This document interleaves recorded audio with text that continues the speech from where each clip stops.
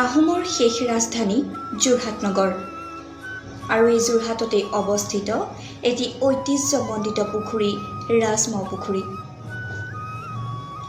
পূৰ্বতে 1816 খ্ৰীষ্টাব্দত স্বৰ্গদেউ চন্দ্ৰকান্ত সিংহৰ মাতৃ ৰাজমাও নুমলী কুঁৱৰীয়ে ৰাজধানী যোৰহাটৰ মাজত এই পুখুৰী খন্দাই ইয়াক ভগৱান বিষ্ণুলৈ আগবঢ়ায় আৰু সেয়ে এই পুখুৰীটোক বিষ্ণু সাগৰ বোলা হৈছিল।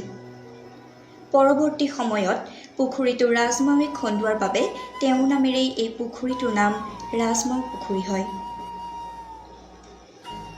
এই পুখুৰীটো উজনি অসমৰ শেষ ৰাজধানী আছিলে যোৰহাট। আহোম ৰাজত্বৰ শেষ ৰাজধানী আছিলে। এই আহোম ৰাজত্বৰে চিনস্বৰূপে নুমলী ৰাজমাৱে চন্দ্ৰকান্ত সিংহৰ মাতৃ নুমলী ৰাজমাৱে এই পুখুৰীটো খন্দাইছিলে। 10 বিঘা মাটি আগুৰি অৱস্থিত এই পুখুৰীটোৰ চাৰিওফালে আছে এক সুন্দৰ পৰিৱেশ। এই পুখুৰীটোৰ 1816 চনত স্বৰ্গদেউ চন্দ্ৰকান্ত সিংহৰ মাতৃ নুমলী ৰাজমাৱে খন্দাইছিল। পুখুৰীৰ ভিতৰে আছে 409 ফুট আৰু বহলে আছে 344 ফুট। পুখুৰীৰ ভিতৰ ভাগৰ মাটি আছে, এই ভিতৰটো ৱালটো যিটো দেখিছা ইয়াত এই গোটেই ৱালত আমাৰ আছে 10 বিঘা মাটি আৰু 10 বিঘা মাটি বাহিৰে আমাৰ যিটো এক্সিষ্টিং আমাৰ যিটো ৱালৰ পৰা এইখিনি মাটি আছে খালী মাটিটো মানে আমি ৰাইজৰ খোজকাঢ়িবৰ কাৰণে যিটো আমি ৰাস্তা বা পেছেজ আমি বনাইছোঁ এইটোত লৈ পেলাই 2 বিঘা আছে। টোটেল মাটি আমাৰ ইয়াৰ মাটিকালি হৈছে 12 বিঘা। এই 12 বিঘা মাটিৰে আমি এই ঐতিহাসিক ৰাজমাও পুখুৰীৰ পৰিচয়। পুখুৰীটোৰ পূবত আছে যোৰহাট পুলিচ থানা, পশ্চিমত ইনডোৰ ষ্টেডিয়াম, উত্তৰত যোৰহাট তাৰকা গৃহ আৰু দক্ষিণে আছে আৱৰ্ত ভৱন। পুখুৰীটোৰ সুৰক্ষা সমিতিৰ দ্বাৰা ইয়াৰ পানী যোগান ধৰা হয় যোৰহাটৰ প্ৰায় প্ৰতিখন হোটেললৈ।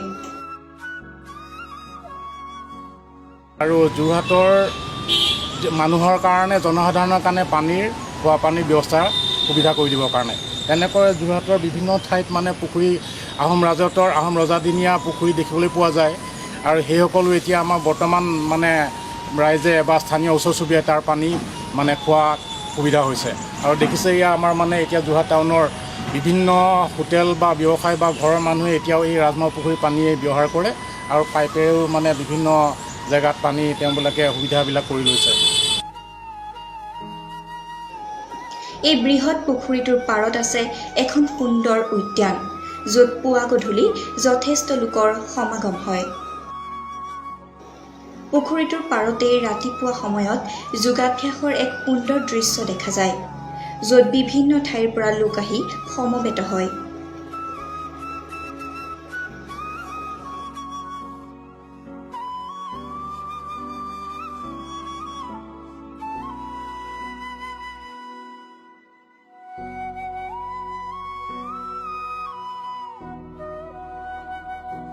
এই ঐতিহাসিক পুখুৰীটোৰ সুৰক্ষা কৰি ইয়াৰ অস্তিত্ব চিৰদিনলৈ বজাই ৰাখিবলৈ দৃঢ় প্ৰতিজ্ঞ ইয়াৰ প্ৰতিজন লোক। আৰু ইয়াৰ তোৰণবিলাক আমি বনাইছোঁ, আমাৰ সদস্যসকলে বনাইছে। এখন তোৰণ বনাইছোঁ আৰু এখন তোৰণ বনাইছোঁ আৰু এই বহিবৰ সুবিধা হ'বৰ কাৰণে এতিয়া শেহতীয়াভাৱে আমি দুখন ছেট বনাইছোঁ, 2টা ছেট মানে এটাই বুদ্ধিষ্ট মানে যিটো টেম্পল আৰ্হি আমি বনাইছোঁ ইয়াৰ ঐতিহ্য মানে অটুট ৰাখিবলৈ চেষ্টা কৰিছোঁ। যিহেতু মানে টাই আহোমৰ যিটো আগতে পৰম্পৰা যিটো নীতি নিয়ম আছিলে যিবিলাক মানে তেওঁবিলাকে গৃহ বা মানে মন্দিৰ মানে যিটো ষ্টাইলত বনায় সেই ষ্টাইলতে আমিও 2টা ছেট আমি বনাই পেলাই এই পৰম্পৰা আমি ৰক্ষা কৰিছোঁ। আৰু এতিয়া ইয়াৰ আমি বিভিন্ন ধৰণৰ আমাৰ মৎস্য আমি ইয়াত মানে পুখুৰীত আমি জীয়াইছোঁ। মানে এইবছৰো আমি লাখৰ ওচৰা-ওচৰি আমি মাছৰ পোনা মেলিছোঁ। যিহেতু চৰকাৰী পক্ষ হওক বা অন্য ধৰক মানে সংগঠনবিলাকে যেতিয়া ক'ৰবাত যোৰহাটৰ বাহিৰত কাছ বা তেনেকুৱা প্ৰজাতি উদ্ধাৰ কৰে আহি পেলাই চিধা ইয়াত মেলি দিয়ে আৰু সেইকাৰণে সেইসকলে খাবলৈ তেনেকুৱা পৰ্যাপ্ত ইয়াত সুবিধা নাথাকে, কাছবিলাক খাবলৈ নাপায়। সেয়ে আমি প্ৰত্যেক বছৰে 70ৰ পৰা 1 লাখ পোনা আমি এই পুখুৰীত আমি মেলাৰ ব্যৱস্থা কৰোঁ, যাতে কাছবিলাকেও খায় আৰু অন্য চৰাই-চিৰিকটি বা পানী কাউৰীয়া আহে, বিভিন্ন পক্ষী আহে, পক্ষীয়ে এই মাছবিলাক ধৰি খায়। তাৰোপৰি আমাৰ সদস্যসকলৰ এটা এংলিঙৰ চখ আছে, বৰশী বোৱাৰ। এতিয়া টাইম পাছ কৰিবলৈ আহি পেলাই যে বিভিন্ন পক্ষৰ ইয়াত দুৰ্নীতি বা কিবা দুষ্কৃতি কাৰ্যৰ সৃষ্টি হয় তাক কৰে, সেইবিলাক চকু আহিবৰ কাৰণে এনেই বৰশী এটা পেলাই এনেই বহি থাকে। মাছ পোৱাটো মানে নহয় উদ্দেশ্যটো, কিন্তু এইবিলাক নিৰীক্ষণ কৰিবৰ কাৰণে এটা সময় সুবিধাৰ কাৰণে কৰি লৈছে যে আমি সময়টো পাছ হ'ব, আমাৰ পুখুৰীটো আমাৰ চকীদাৰী কৰাও হ'ব।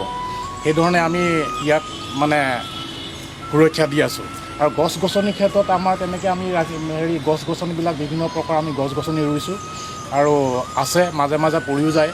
আৰু আমি নতুন পৰিকল্পনা আমি দেৱদাৰু গছ লগাইছোঁ, দেৱদাৰু গছ চাইডে চাইডে লগাইছোঁ মানে সৌন্দৰ্য বৰ্ধনৰ কাৰণে।